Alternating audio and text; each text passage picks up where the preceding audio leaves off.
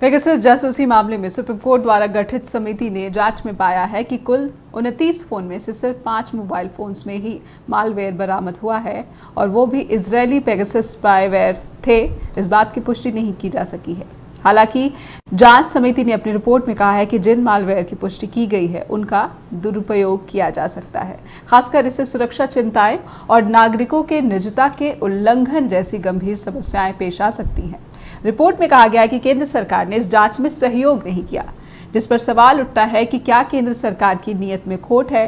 कांग्रेस के पूर्व अध्यक्ष राहुल गांधी ने कहा है कि पीएम और उनकी सरकार का सुप्रीम कोर्ट की जांच पैनल के साथ असहयोग ये दर्शाता है कि उनके पास छिपाने के लिए कुछ था। उधर बीजेपी कहती है कि कांग्रेस को जांच पैनल की रिपोर्ट सामने आने के बाद माफी मांगनी चाहिए, क्योंकि विपक्ष ने इसके जरिए सीधे सीधे देश के प्रधानमंत्री पर वार किया था और अब जब सब कुछ स्पष्ट नहीं हो सका है तो राहुल गांधी को माफी मांगनी चाहिए। नमस्कार, मैं हूं नेहा शुक्ला और स्वागत है आपका स्ट्रेट टॉक में। पेगासस जैसे गंभीर जासूसी मामले में सुप्रीम कोर्ट के पैनल की जांच रिपोर्ट सामने आ चुकी है। इसमें आरोप लगाने वाले और आरोपी दोनों एक दूसरे पर आरोप लगा रहे हैं। बीच में खड़ा है नागरिकों के निजता का अधिकार और साथ ही सबसे बड़ा सवाल राष्ट्र सुरक्षा। आज स्ट्रेट टॉक में करेंगे पेगासस जासूसी की जांच रिपोर्ट पर सीधा संवाद। आज के अतिथियों के स्वागत से पहले हम इस विषय से जुड़े जनता के कुछ प्रश्न उठाना चाहते हैं। ये प्रश्न आपके टीवी स्क्रीन पर कुछ इस प्रकार है। क्या पेगासस जासूसी स्पाईवेयर का ना मिलना मामले की गंभीरता कम करता है? क्या 29 में से 5 मोबाइल फोन में मालवेयर का मिलना निजता का उल्लंघन नहीं है? क्या निजता के अधिकार का उल्लंघन केंद्र के लिए गंभीर मुद्दा नहीं है?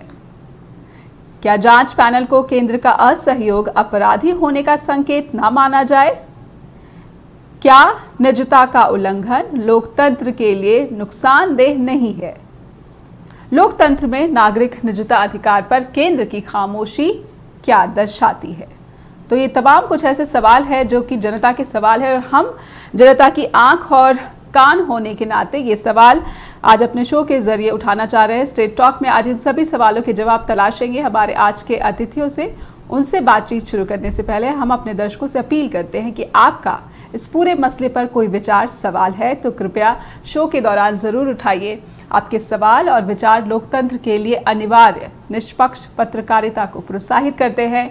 कृपया हमसे संपर्क करें। स्ट्रेट टॉक से जुड़ने के लिए फोन नंबर आपके टीवी स्क्रीन पर लगातार फ्लैश किए जा रहे हैं। हमारे साथ आज जुड़े हुए हैं cyber crime expert Manpreet Singh, विभिन्न एजेंसियों के साथ बतौर लीगल एडवाइजर भी हैं। वहीं थोड़ी देर में जुड़ेंगे वरिष्ठ पत्रकार गुंजन सिन्हा और पहली बार जुड़े हैं। सबसे पहले स्वागत करती हूँ मनप्रीत जी मैं आपका। मनप्रीत जी, क्या पेगासस स्पाईवेयर का नाम मिलना, जिस तरह से सुप्रीम कोर्ट ने कहा है कि स्पष्ट नहीं हो सका है, एक बड़ी साजिश के आरोप को झुटलाती है ये बात? We are the biggest democracy in the world, और as a democratic country, हमारी ड्यूटी और हमारा राइट है that the people of this country are safe from any data privacy intrusion. अब एक रिपोर्ट जो आई है सामने, उस रिपोर्ट को समझने से पहले हमको समझना पड़ेगा कि पेगासस क्या है जी। तो पेगासस मालवेयर है। मालवेयर वर्ड बना है मैलिशियस सॉफ्टवेयर से। डिफरेंट तरह के सॉफ्टवेयर होते हैं मालवेयर जो कंस्ट्रक्ट करते हैं। उनमें एक वायरस होता है, वर्म होता है, ट्रोजन हॉर्स होता है, रैंसमवेयर होता है, बहुत सारे होते हैं। ये सब आते हैं कैटेगरी में मालवेयर। मालवेयर करता क्या है? मालवेयर ये करता है कि वो आपके आईओएस फोन में या एंड्रॉइड में एंटर करने के बाद जो भी मैसेजेस हैं, आपकी जो भी कॉल डिटेल्स हैं और जो भी डेटा है एप्स के अंदर जी, सारे डेटा को हार्वेस्ट करता है और अटैक को भेज देता है। तो आप सारी इंफॉर्मेशन जो है वो बाहर निकल जाती है और वो सारी इंफॉर्मेशन चली जाती है किसी ऐसे इंडिविजुअल के पास, किसी ऐसे अटैक के पास जो इंफॉर्मेशन का मिसयूज कर सकता है। जी। तो ये जो अटैक है ये सिर्फ फोन पे नहीं है मैम, ये अटैक है डेटा प्राइवेसी पे हर इंडिविजुअल की, जनरल ट्रेंड लोग कहते हैं कि पेगासस ने हमको तो हिट किया नहीं, so how are we related to it? But the fact remains, I remember the lines of Martin Luther King. He said in 1963 that injustice anywhere led to justice everywhere, and that there is inescapable network of mutuality. और जो चीज किसी को indirectly hit करती है, किसी को directly hit करती है जी, मतलब जो पेगासस का इशू है ये सिर्फ हिट नहीं करता जिनके फोन हैक हुए हैं, ये उनको भी हिट करता है जिनके फोन हैक नहीं हुए, because here is the question of a democratic country जी, here is the question that the government need to protect citizens. In that light, we should be discussing the report, extracts of which have been put to us. अब मैं ये जो पूरा supreme court CJI जो थे N V Ramna, उन्होंने जो बात कही इस मामले की रिपोर्ट को जो थोड़ा बहुत एलोबोरेट करते हुए कि क्या जो बातें उन्होंने रखी हैं कि स्पष्ट नहीं हो सका है या फिर केंद्र का सहयोग नहीं है या फिर एक पर्टिकुलर एजेंसी नहीं है इस तरह के मामलों की जांच के लिए, तो आपने जब ये पढ़ी होगी खबर तो इसमें क्या आपको लगा, क्या संभावनाएं वो छोड़ गए हैं? बेशक सीजेआई अब रिटायर हो गए, अब कोई और पैनल शायद इस मामले को की सुनवाई करेगा, कि क्या संभावना है जो आरोप लगाने वाले जो याचिका करता है उनके लिए क्या संभावनाएं है इसमें? जो एक्सट्रैक्ट्स हमारे सामने आए हैं, I will go extract by extract. सबसे पहले ये बोला गया है कि out of the 29 instruments that were submitted, ji, 5 instruments had a malware. Right. Ji. So one thing is proved that malware was put in those mobile phones. Now, why somebody put a malware in the mobile phones of certain people? Ji. That is something that has to be investigated. Why? Because the malware, whether it is the one that was sent by Pegasus or which Pegasus uses or some other malware, the intention of the person who has put the malware is the same. वो आपकी data को acquire करना चाहता है attacker को misuse करने के लिए. सेकेंड एक्सट्रैक्ट में बोला गया है कोर्ट के कि ये इनकंक्लूसिव है. इनकंक्लूसिव को समझने के लिए आपको कोर्ट समझना पड़ेगा कि जुडिशरी कहती क्या है. Now inconclusive section 3 of Indian evidence act बताता है कि एक या तो प्रूव्ड होती है. प्रूव्ड का मतलब होता है कि it is proved beyond doubt, ये चीज जो है अटैक लॉन्च इसने किया है, सो इट इज ट्रू. क्या वो डिसप्रूव होती जहां पर आप कहते हो इट इज फॉल्स जी. और तीसरा होता है नॉट प्रूव्ड. नॉट प्रूव्ड का मतलब होता है इनकंक्लूसिव. नॉट प्रूव्ड का मतलब होता है it can be true, it can not be true. अब इनकंक्लूसिव बोलने का रीजन क्या है यहाँ पे? इनकंक्लूसिव का बोलने का रीजन ये है कि सिविल और क्रिमिनल लॉ में ये डिफरेंस होता है मैम, कि सिविल लॉ में any decision is taken on the basis of preponderance of probabilities या preponderance of evidence. But criminal law में ये नहीं होता जी. Criminal law में you have to prove beyond reasonable doubt to say that this thing has happened and this person has done it. Ji. Now, for a criminal law to say beyond reasonable doubt, we need to have proper support. In very second extract, it has been said that the government not support the investigation. So if the government did not support the investigation, how can inclusive report be generated against or in favor of Pegasus? बिल्कुल. This is action. जी. और एक ये बड़ा सवाल छोड़ जाते हैं. एक ब्रेक लेते हुए यहाँ पर मनप्रीत जी, और ब्रेक पर आने के बाद कुछ और सवाल है और केंद्र का असहयोग क्या दर्शाता है, इन सब सवालों के जवाब तलाशेंगे. एक ब्रेक लेते हैं, फौरन मिल लेंगे आपसे. ब्रेक के बाद फिर से स्वागत है आपका। आप देख रहे हैं स्ट्रेट टॉक और आज हम बात कर रहे हैं पेगासस जासूसी मामले की, जिसमें केंद्र पर असहयोग का आरोप लग रहा है और जांच पैनल ने भी ये बात कही है कि जांच में केंद्र ने सहयोग नहीं किया। हमारे साथ जुड़ चुके हैं अब वरिष्ठ पत्रकार गुंजन सिन्हा, उनका स्वागत कर लेते हैं। बहुत बहुत स्वागत है सर आपका। नमस्कार।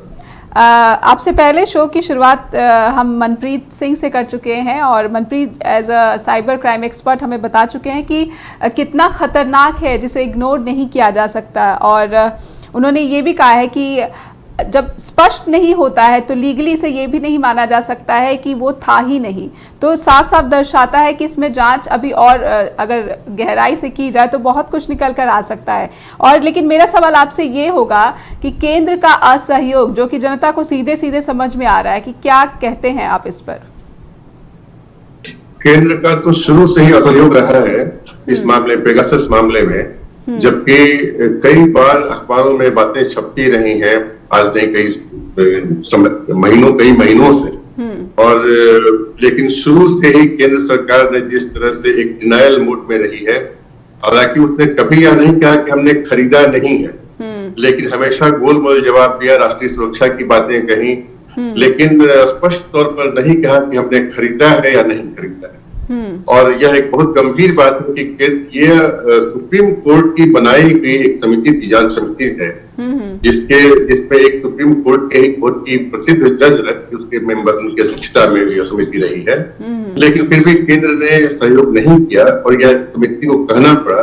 यह एक बहुत गंभीर बात है। यह नेहा, हम अपनी बात में एक चीज जोड़ना चाहेंगे जी।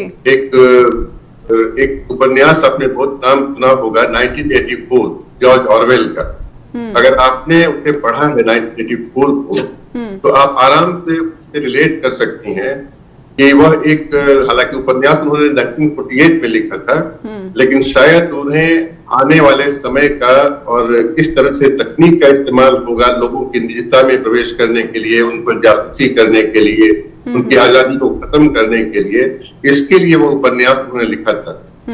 और उस उपन्यास में इन्हीं बातों का जिक्र है कि किस तरह से यह जो साइबर साइंस है या टेक्नोलॉजी है, इसका इस्तेमाल आदमी के घरों में झांकने के, हेलीकॉप्टर है उस दुनिया में, वो हेलीकॉप्टर लोगों के घरों में झांकते हैं, उससे पुलिस झांकती है। और न सिर्फ लोग क्या करते हैं इसी की सिर्फ निगरानी नहीं करते, लोग क्या सोचते हैं, पुलिस पुलिस जो है लोगों के विचारों की जासूसी करती है। और इस जासूसी में जो विज्ञान है, वह विज्ञान एक बहुत बड़े हथियार के तौर पर काम आता है। विज्ञान का पूरा जो कंसेप्ट, पूरी अवधारणा है कि विज्ञान लोगों की मदद करने के लिए, उनके जीवन स्तर को सुधारने, वो अवधारणा बिल्कुल बदल गई है। अब वह जो विज्ञान है, जिसमें कि आप लोग क्या कर रहे हैं, क्या सोच रहे हैं, इसको आप कंट्रोल कर।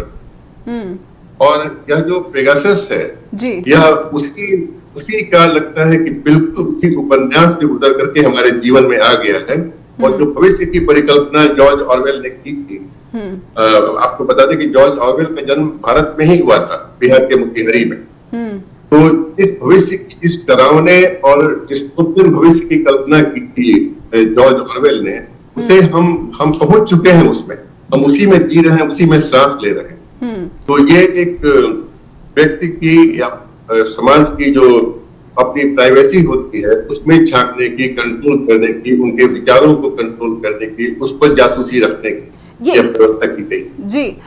गुंजन जी, ये व्यक्ति की जो निजता की बात है उसकी तो जासूसी करते हैं, साथ ही साथ लोकतंत्र के लिए कितना बड़ा नुकसानदेह है ये, क्योंकि कुछ जर्नलिस्ट हैं इसमें, कुछ ऑपोजिशन के लीडर है, कुछ कॉन्स्टिट्यूट पोस्ट है पोजीशन, उनके भी लोग, उनके नंबर इसमें पाए गए थे, जो कि 300 नंबर थे कुल।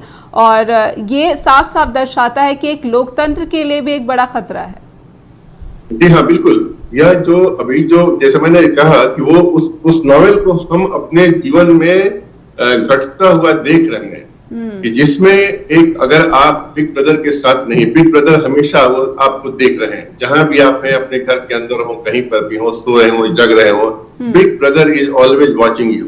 तो यह जो वह जो दौर है, वह डरावना जो दौर है, उसे हम देख रहे हैं। और यह जाहिर सी बात है कि जो लोग भी सत्ता पक्ष के जो वर्तमान बिग ब्रदर हैं उनके साथ नहीं है, उनके खिलाफ है, इसी तरह का एक डिफरेंस ऑफ ओपिनियन आप एक्सप्रेस करते हैं, तो आप ओसिनिया नाम था उस देश का जिसकी कल्पना की गई है उसमें, तो आप उसके शत्रु हैं, आप देश के शत्रु हैं। इस तरह से लोगों की निजता में ताक झांक करना, उन पर निगरानी रखना, उन पर कार्रवाई करना, हम समझते हैं कि एक बहुत ही खतरनाक स्थिति है। इसको हम दुखद नहीं कहेंगे, बेहद खतरनाक स्थिति। और जिस समिति की बात आप कर रही हैं, उस समिति ने जो सुझाव दिए हैं, उस सुझाव में एक है कि साइबर अटैक की जांच के लिए एजेंसी बनाई जाए, ये उसमें एक सुझाव है। दूसरा है कि लोगों की निजता की रक्षा करने के लिए नए कानून बनाए जाए, ये समिति ने कहा है। लेकिन अभी तक की जो प्रगति है, पिछले अक्टूबर में समिति बनी थी और अभी रिपोर्ट 1 महीना पहले पेश की गई सुप्रीम कोर्ट, अभी तक लगता नहीं है कि इससे कुछ खास फर्क सरकार के एटीट्यूड में, रवैये में पड़ा। जी लेकिन जो कि मिनिस्टर है, union minister of state for electronics and information technology Rajeev Chandrasekhar, उन्होंने कहा है कि 20 साल पुराना कानून है और अब इसे बदले जाने की जरूरत है। शायद सरकार काम कर रही है। हमने कोशिश की थी कि बीजेपी का भी कोई प्रतिनिधि इस चर्चा में शामिल हो, लेकिन ये संभव नहीं हो पाया, कोई आने को राजी नहीं हुआ। लेकिन जो चंद्रशेखर हैं, जो यूनियन मिनिस्टर, वो कह रहे हैं कि कानून लाया जाएगा।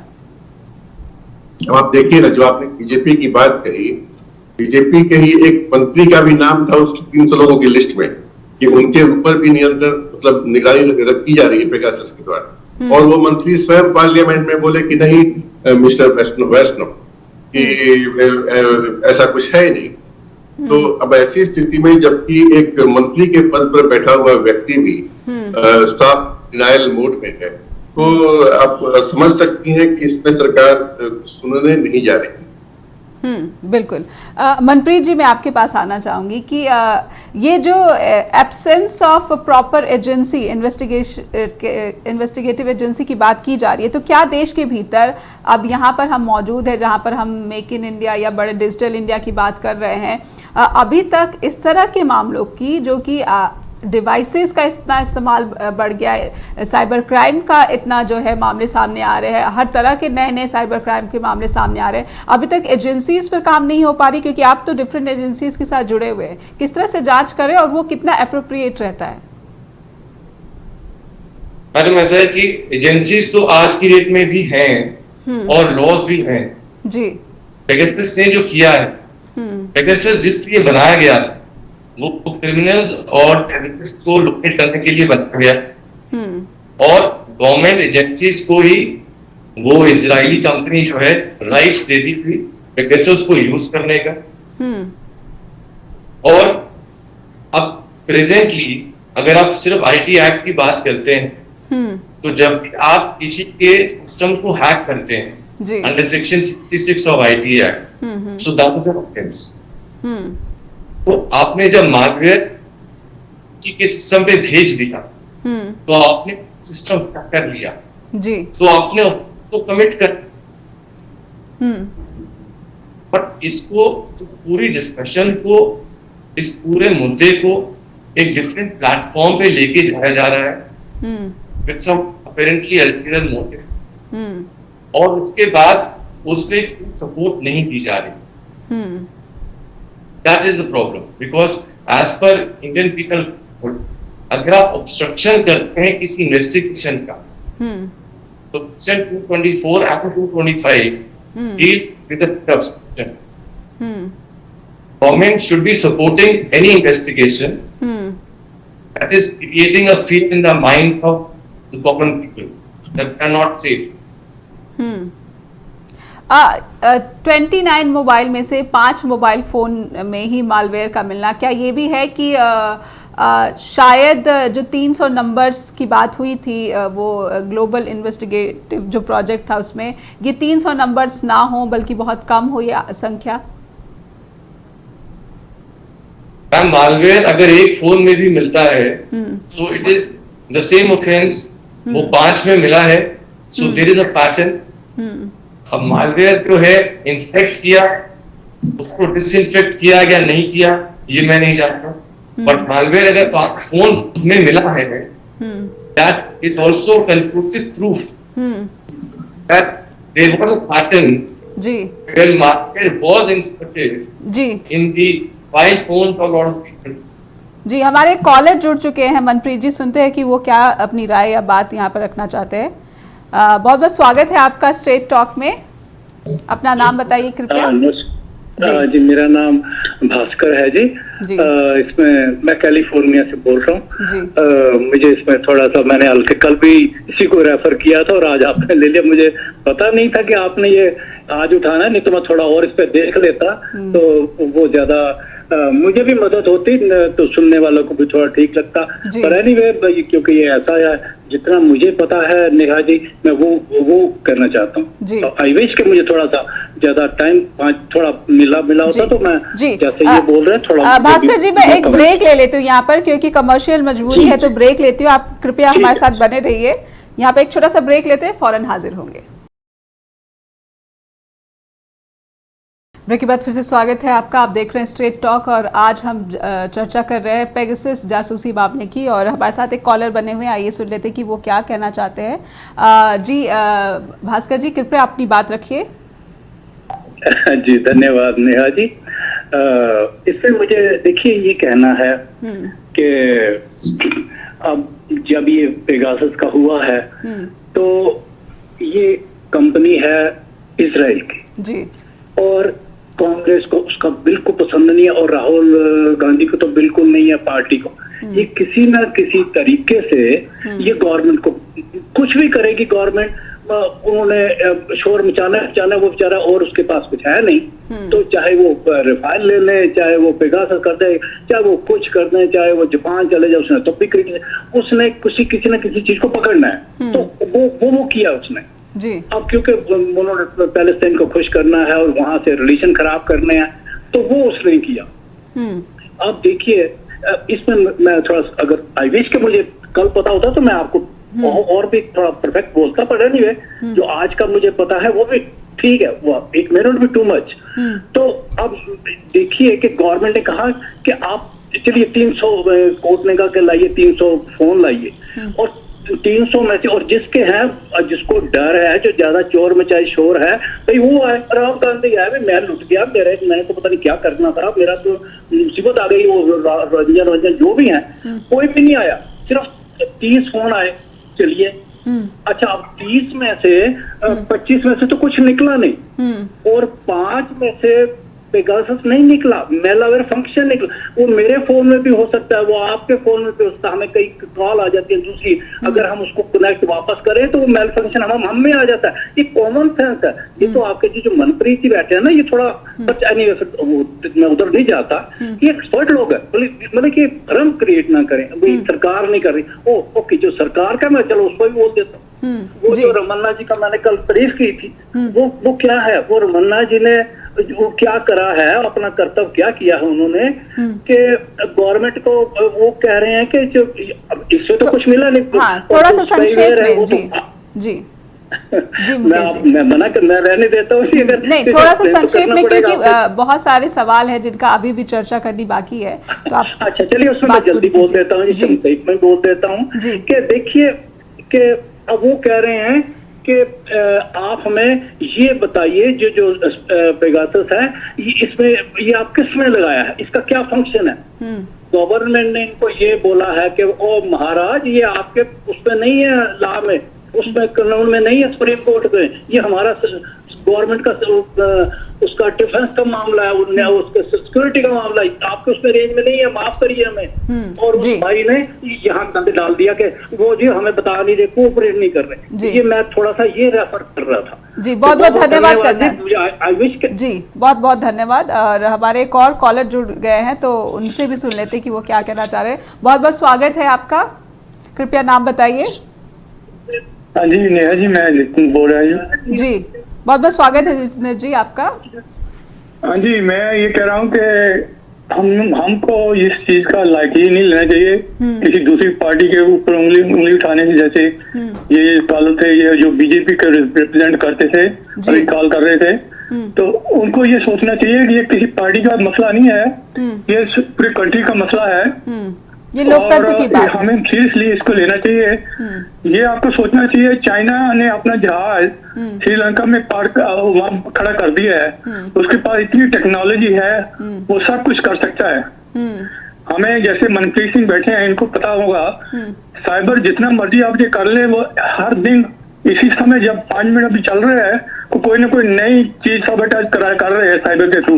बिल्कुल। तो इसके लिए आपको एक स्टेप आगे जाना पड़ेगा, क्योंकि अगर 3, 4, 5 टेलीफोन में है, जिसका ये मतलब नहीं है कि 5 ही सिर्फ है। इसका मतलब है कि उनके पास ये टेक्नोलॉजी है कि हर किसी के पास जहाँ भी जाना चाहते हैं वो जा सकते हैं। तो इस चीज को लाइटली नहीं लेना चाहिए, किसी पार्टी को ब्लेम दूसरी पार्टी को ब्लेम नहीं करना चाहिए। अपनी कंट्री के लिए सोचना चाहिए, अपनी कंट्री को बचाना है। इस साइबर अटैक के लिए हमें ऐसा कोई इंतजाम होना चाहिए, उसे आने से पहले उसको पता चल जाए। जी, बहुत बहुत धन्यवाद, बहुत बहुत धन्यवाद जितेंद्र जी। तो ये थे हमारे एक दूसरे कॉलर जो कि न्यूयॉर्क से बात कर रहे थे और एक नियमित दर्शक हैं स्ट्रेट टॉक के। मनप्रीत जी, मैं आपके पास आना चाहूँगी कि जिस तरह से इन्होंने भी बोला और जो हमारे पिछले कॉलर हैं उन्होंने भी बोला, दोनों पक्षों को रखा जा रहा है कि सीरियसली लेना चाहिए इसको, ऐसे सिर्फ सरकारों के ऊपर या पार्टियों के बीच का एक मसला नहीं मानना चाहिए। जो सीनियर काउंसिल हैं कपिल सिब्बल और वृंदा ग्रोवर, मनप्रीत जी, उन्होंने कहा है कि उन्हें किस तरह का मालवेयर मिला है ये जरूर जानकारी दी जाए, क्योंकि वो याचिका करता है। Malware as I took earlier also different तरह के होते हैं।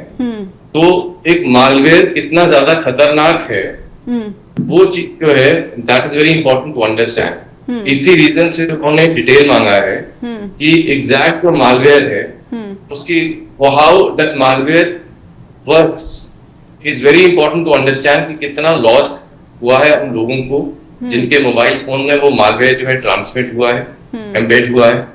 इसलिए ये जानना जरूरी है कि मालवेयर कैसा है, बट मालवेयर कैसा भी हो द ऑफेंस स्टैंड्स। बिल्कुल। अभी क्योंकि सुप्रीम कोर्ट ने एक और बात कही है कि गवर्नमेंट को एक मैकेनिज्म, एक सिस्टम डेवलप करना चाहिए कि इस तरह की जो जासूसी की बात हो या शक हो तो जो कंप्लेनेंट है वो सीधे सीधे वहां पर जाए और इजी किया जाना चाहिए। इस तरह से इजी है फिलहाल इस तरह की जो व्यवस्था है? ये इस पर्टिकुलर इशू के बाद जो डेटा प्राइवेसी का कंसर्न है वो बहुत हाईलाइट हो गया जी। इस इशू से पहले डेटा प्राइवेसी को लेकर इतनी ज्यादा डिस्कशन नहीं होती थी डिफरेंट प्लेटफॉर्म पे, पर ये पेगासस के बाद रियलाइजेशन हो रही है कि डेटा प्राइवेसी जो है इसको प्रोटेक्ट करना जरूरी है। बिकॉज आज ये उन पर्टिकुलर फोन्स में है, कल ये आपके और मेरे फोन में होगा, ये कहीं पर भी। तो अगर डेटा जो है एक इंडिविजुअल का वो सेफ नहीं है तो वो इंडिविजुअल सेफ नहीं है जी। क्योंकि पेगासस या ऐसे मालवेयर सिर्फ आपका डेटा एक्वायर नहीं करते जी, वो ये भी इंफॉर्मेशन एक्वायर करते हैं कि आप हैं कहाँ पे, लोकेशन क्या है और आप कहाँ जा रहे हैं, आप कितनी देर वहां पे रहते हैं। So there is a threat to that individual, not only for the information that the attacker gets, but also there is a threat because he can be stalled or he can, something bad can happen if somebody knows exactly how that person moves or where he goes and whom he meets. बिल्कुल। और काफी so that is the reason why it has been said. Gunjan जी, आपने हमारे callers को भी सुना और मनप्रीत जी को भी सुना कि कितना कंसर्न है और किस तरह से सरकार जो शायद काम कर रही है, लेकिन थोड़ी सा स्लो भी है ऐसा लग रहा है। आपको क्या लग रहा है कि जो याचिकाकर्ता थे जिसमें एडिटर गिल्ड ऑफ इंडिया भी थे, सीनियर जर्नलिस्ट हैं, इनके इन्वॉल्वमेंट के बावजूद इस तरह की जो बातें सामने आना, केंद्र का असहयोग लगातार ये एक दर्शाता है कि असहयोग ही नहीं है बल्कि इससे ज़्यादा कुछ है? नेहा, मंत्री साहब कुछ देर पहले बात कर रहे थे, साइबर क्राइम के बहुत सारे रूल्स ऑलरेडी पहले से हैं और सरकार खुद ही जब रूल्स का वायलेशन कर रही हो, सरकार जब खुद ही एक साइबर क्राइम में इंडल्ज कर रही हो, ऐसी स्थिति में एक आम नागरिक के लिए बहुत कठिन हो जाता है। अब मुझे पता नहीं कि मेरे कोई जनता हो रही या नहीं हो रही है, और अगर हमको कोई डाउट है भी तो ऐसी स्थिति में हम फिर कैसे जाएं, किसके पास जाएं, जब हम एक बहुत बड़ी विशाल मशीनरी के सामने बिल्कुल असहाय खड़े। एक आम नागरिक के तौर पर देखा जाए तो आम नागरिक जो है उसके सामने में सरकार अपनी पूरी क्षमता, पूरी ताकत और पूरे वैज्ञानिक साधनों के साथ खड़ी है। उसे रजिस्टर कर पाने की हमारी औकात बहुत कुछ नहीं है। वृंदा करत या और जो लोग गए हैं वहां, वो भी बड़े नाम है, लेकिन एक आम नागरिक की दृष्टि से सोचिए कि एक मेरे जैसा आदमी वो क्या करे। हमें खुद समझ ज्यादा नहीं है कि साइबर क्राइम होता क्या है, तो ये भी जानकारी नहीं। थोड़ी बहुत मोटा मोटी कह सकते हैं कि किसी पे दाग करना, किसी, लेकिन हमेशा जब आपके ऊपर निगरानी और आप उस मामले में बिल्कुल सिफर हो, आपको कुछ पता नहीं है, तो ऐसी स्थिति में, और भारत के, हम तो कहेंगे दुनिया के अधिकांश लोगों की स्थिति यही होती है कि वो, उनके पास इतना समय नहीं होता है इन चीजों के लिए रजिस्टर कर पाए, इन चीजों की जानकारी हासिल कर पाए।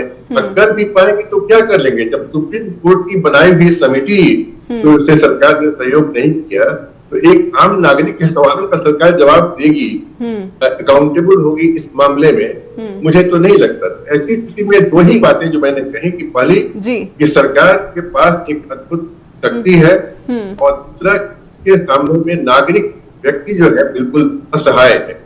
एक कॉलर जुड़े हुए हैं गुंजन जी, और आपने जो कंसर्न्स दिखाए हैं वो वाकई एक निष्पक्ष पत्रकारिता के लिए भी एक बड़ी चिंता है। बहुत बहुत स्वागत है आपका स्ट्रेट टॉक में, कृपया नाम बताइए। वरिंदर आलूवालिया जी, बहुत बहुत स्वागत है आलूवालिया जी। धन्यवाद। देखें कि पेगासस ये इजरायली गवर्नमेंट ने बनाया है, और ये सिर्फ गवर्नमेंट एजेंसी को ही बेचते हैं, कोई प्राइवेट आदमी को नहीं देते, किसी को नहीं देते। अब गवर्नमेंट जो है वो सारी गवर्नमेंट नहीं ले रही है, कुछ गवर्नमेंट है जो ले रही हैं, जिनको खतरा है बाहर से इन्वेजन का या टेररिस्ट एक्टिविटीज का जी। लेकिन मुझे एतराज है कि ये पेगासस गवर्नमेंट जो इलेक्शन के वक्त में लोगों के पास हाथ जोड़ के आते हैं वोटर के लिए, अपने ही लोगों पे सर्वेलेंस शुरू कर देते हैं और उन पे उनकी इंफॉर्मेशन रखते हैं। ये तो वही बात हो गई, बंदर के हाथ में उस तरह दे दिया। अब ये हमारी सिविल लिबर्टीज और हमारी इंडिपेंडेंस पे हमला है, ये नहीं होना चाहिए जी। ये बिल्कुल गलत है। कौन सी पार्टी जो हैं वो एक दूसरे को हमला करती हैं इलेक्शन जीतने के लिए, ये उनका हक है, आप उसको दबा नहीं सकते जी। धन्यवाद जी, बहुत बहुत धन्यवाद। आपने एक बहुत ही जो वैलिड पॉइंट उठाया हमारे कॉलर ने। एक छोटा सा ब्रेक लेकिन यहाँ पर लेते हैं, एक ब्रेक लेंगे और फौरन लौटेंगे। ब्रेक के बाद फिर से स्वागत है आपका। आप देख रहे हैं स्ट्रेट टॉक। हमारे साथ दो अतिथि बने हुए हैं और गुंजन सिन्हा के पास मैं जाना चाहूँगी। आपने सुना कि हमारे जो पिछले कॉलर थे उन्होंने कहा कि ये सीधे सीधे जनता की जो स्वतंत्रता है उस पर भी एक बड़ा प्रहार है, और इस पर जो केंद्र की चुप्पी है ये बहुत कुछ इशारा करती है। तो जी मैंने उसी से बात शुरू की कि यह जनता की जो आजादी है, बल्कि सोचने की जो आजादी है उस पर एक नियंत्रण रखने की कोशिश है। और जब सरकार ही एक उसकी निष्ठा को इस तरह से भंग करे, ऐसे में यह एक ऐसा इंडिकेट करता है कि यह पूरी संस्कृति जिसके हम लोग आदी रहे हैं, बल्कि हमारी पीढ़ी जिसकी आदी रही है, ये उस पूरी संस्कृति की समाप्ति है जिसमें आपके पास एक सोचने की आजादी हुआ करती थी और हर नागरिक अपने ढंग से जीने, खाने, रहने के लिए आजाद। अब है कि यह 1984 के उपन्यास की तरह यह एक डिस्टोपियन वर्ल्ड है जिसमें आपके ऊपर थॉट पुलिसिंग की जा रही है। यह परिकल्पना भी ऑरवेल ने की, थॉट पुलिस, एक ऐसी पुलिस जो आपके विचारों की निगरानी करती है। तो जब आपके विचारों की आपको इस बात के आभास हो या इस बात की जानकारी हो कि हमेशा आपके विचारों पर निगरानी रखी जा रही है, तो वो एक कैसा समाज होगा और कैसा जीवन होगा, यह एक बेहद ही कठिन सवाल है। और खास करके हम जिस तरह का रवैया देख रहे हैं तो इसका केंद्र सरकार का, उसने सुप्रीम कोर्ट की समिति से भी कोऑपरेट नहीं किया और समिति ने पैनल अपनी रिपोर्ट में बात कही। ऐसी स्थिति में जो अपनी व्यक्ति की असहायता का जो एहसास है खुद बढ़ जाता है और ये समझ में नहीं आता कि हम क्या करें इसके सामने। इसमें मैं जानना चाहूंगी ये भी कि ये बीजेपी का ये कहना कि राहुल गांधी को माफ़ी मांगनी चाहिए, उन्होंने पीएम पर सीधे सीधे वार किया था, तो क्या सीधे सीधे पीएम से ये सवाल नहीं बनता है कि जब बात निजता के अधिकार के उल्लंघन की आती है तो देश का हर नागरिक की इससे कंसर्न, उसकी चिंता जुड़ती है, तो सीधे सीधे प्रधानमंत्री से सवाल करना कैसे अनुचित है? प्रधानमंत्री से सवाल नहीं, प्रधानमंत्री को तो मुझे लगता है कि सरकार को माफी मांगनी चाहिए कि सरकार ने बिना नागरिकों की जानकारी दिए बगैर इस तरह का उनके खिलाफ एक स्पाईवेयर खरीदा, उसका इस्तेमाल किया और उसके बारे में जांच समिति से सहयोग नहीं किया। यह अपने आप में काफी कुछ कहा जाता है। नहीं बोलना भी एक जवाब होता है और सरकार नहीं बोल करके यह तय कर रही है कि हाँ उसने यह काम किया है। जी मनप्रीत जी, अब हम जो है आगे का रास्ता क्या देख रहे हैं कि अब जैसा कि सीजीआई ने कहा कि रिपोर्ट बहुत लंबी है, पढ़ने में बहुत वक्त लगेगा, इसलिए सुनवाई इन्होंने बहुत लंबे टाइम के लिए जो है टाल दी है, लगभग मेरे ख्याल से 1 महीना गुजर जाएगा। जी मनप्रीत जी, इतना समय जी मैम, रिपोर्ट को अभी नहीं तो बाद में it should be shown to the people, because वो क्लैरिटी जरूरी है इस देश के लोगों के लिए कि एग्जैक्टली इस रिपोर्ट में क्या है जी, या जो इम्पोर्टेंट चीजें हैं वो बताई जाए, बिकॉज ये जो एलिगेशन है और ये जो चीज है ये बहुत सीरियस है। एक चीज जो हमेशा से जिस भी देश ने पेगासस को लिया उसने क्रिमिनल और टेररिस्ट के खिलाफ लड़ने के लिए लिया, और अब ये अगर ये एक्वायर किया गया हमारी सरकार ने और उसको यूज किया क्रिमिनल के खिलाफ नहीं, आम लोगों के खिलाफ, ग्राइंड एंड एज, तो वो एक सीरियस एलिगेशन है। तो people should know, people have a right to know कि अगर ये पेगासस आया और अगर इस पे कोई टेक्नोलॉजिकल टीम बैठी तो उनका जो क्या आउटपुट था वो क्या, all Indians have a right to know that. लेकिन एक बात सीजीआई ने ये भी कही है कि जो टेक्निकल कमेटी थी उसने ये रिक्वेस्ट की थी कि आप ये जो हमारी रिपोर्ट है इसे आप पब्लिक ना डालें, वेबसाइट पे ना डालें, तो ये क्यों कहा जा सकता है, क्यों कहा होगा उन्होंने? That is actually very strange ma'am, क्योंकि जब कोई ऐसी चीज जिसकी जो वाइब्रेशंस हैं वो पूरे देश पे लगती हैं and every individual, every citizen of this country gets affected by this particular issue, then everybody has a right to know what exactly is transpired behind the scene. तो ये बोलना थोड़ा सा अटपटा है, but I can't comment because it is sub judice, but it's a little weird because we have a right to know what exactly transpired behind the scene. और इसे सार्वजनिक किया जाना चाहिए। गुंजन जी, आप क्या कहेंगे? जी क्या कहा आपने, मैं सुन नहीं सका। जी मैं कह रही हूँ कि आप क्या कहेंगे कि जो टेक्निकल कमेटी थी इस सुप्रीम कोर्ट के पैनल, बहुत ही गंभीर चिंता वाली बात है कि न सिर्फ कमेटी ने बल्कि सुप्रीम कोर्ट भी उसे सहमत हो गई और सुप्रीम कोर्ट ने यही कहा है कि तकनीकी समिति की रिपोर्ट को पब्लिक नहीं किया जाएगा और वो इस रिपोर्ट का अध्ययन करने के बाद उसके कुछ हिस्सों को जारी करेंगे, वो सारे हिस्से जारी नहीं किए जाएंगे जनता के। तो ये एक ऐसा लगता है कि जैसे आम जो जनता है उसके हित की चिंता बस कुछ लोगों के हाथ में छोड़ दी गई है, जैसा वो तय करें, भले ही वो सुप्रीम कोर्ट के जज ही क्यों नहीं हो, लेकिन एक प्रजातंत्र में जनता को यह जानने का हक है कि इस तरह की कोई महत्वपूर्ण बातें होती हैं वो क्या है, उनकी डिटेल्स क्या है, और इससे इस जानकारी से वंचित किया जाना। लोगों की जानकारी तो आप घर में घुस के ले रहे हैं, उसके लिए आपने सॉफ्टवेयर लगा दिया, उस तरह के जासूस लगा दिए लोगों की जानकारी हासिल करने के लिए, लेकिन सरकार क्या कर रही है और ये सॉफ्टवेयर क्या कर रहा है इसकी जानकारी देने से सुप्रीम कोर्ट भी मना कर रहा है, समिति भी मना कर रही है और सरकार तो खैर कोऑपरेट नहीं है। ये बहुत विचित्र हास्यास्पद स्थिति है। जी ये पूरा जासूसी प्रकरण जो लग रहा है गुंजन जी, ऐसा है कि जो लोकतंत्र के जो सभी पिलर्स हैं उन्हें एक किसी न किसी तरह से कंट्रोल करने की कवायद भी हो सकती है। जैसे मैंने कहा ना कि यह एक पूरी संस्कृति का खात्मा है। एक हम लोग जिस संस्कृति के आदी रहे हैं, स्वतंत्र ढंग से सोचने के, स्वतंत्र ढंग से बोलने के, जब तक कि वो कोई अपराध नहीं हो, तो अब इसमें क्या है कि हम भले कोई अपराध कर रहे हो या न कर रहे हो, हम एक निगरानी के अंदर में हैं। Big brother is always watching you. जो कोई बिग ब्रदर है वो हमेशा उनकी आंखें आपकी निगरानी कर रही हैं। तो ये एक जिस तरह की एक व्यक्तिगत स्वतंत्रता का एक आदर्श हुआ करता था, उसका खात्मा है जी, जिसकी गंभीरता को शायद अभी आम जनता उतना समझ नहीं पा रही। कुछ लोग सुप्रीम कोर्ट पहुंचे हैं, लेकिन आम जन के बीच में ये जानकारियां जाना बेहद जरूरी है कि यह सॉफ्टवेयर क्या है और कितने बड़े इसके पैमाने। मनप्रीत जी, मैं आपसे जानना चाहूंगी कि जनता जिसको ये नहीं पता चलता है कि उसके फ़ोन में या फिर उसके डिवाइस में किसी तरह की जासूसी मालवेयर जो है इंस्टॉल कर दिया गया, ऐसे में टेक्निकल ये जो प्रोब समिति थी उसकी जांच रिपोर्ट अगर सार्वजनिक नहीं की जाएगी तो सीधे सीधे जनता को कई तरह की अनभिज्ञता जो है वो बनी रहेगी, क्योंकि आमतौर पे आम इंसान को पता ही नहीं चलता कि वो जासूसी के केंद्र में है।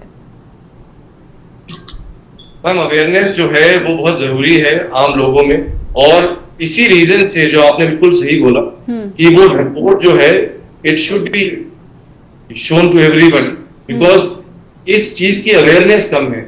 Even some callers I was hearing, since the awareness is not there, उनका जो जजमेंट है वो बायस्ड है। But the fact means it is very serious matter and people have to be made aware that their data is stolen, they can blackmail their entire life, and they are not secure. The lives are not secure. This is how serious it is now. जी, बहुत बहुत बड़ी बात कही आपने, क्योंकि अब समय बहुत कम रह गया। एक लाइन में मैं गुंजन सर से जानना चाहूंगी कि आप एक लाइन में कुछ कंक्लूड करना चाहेंगे।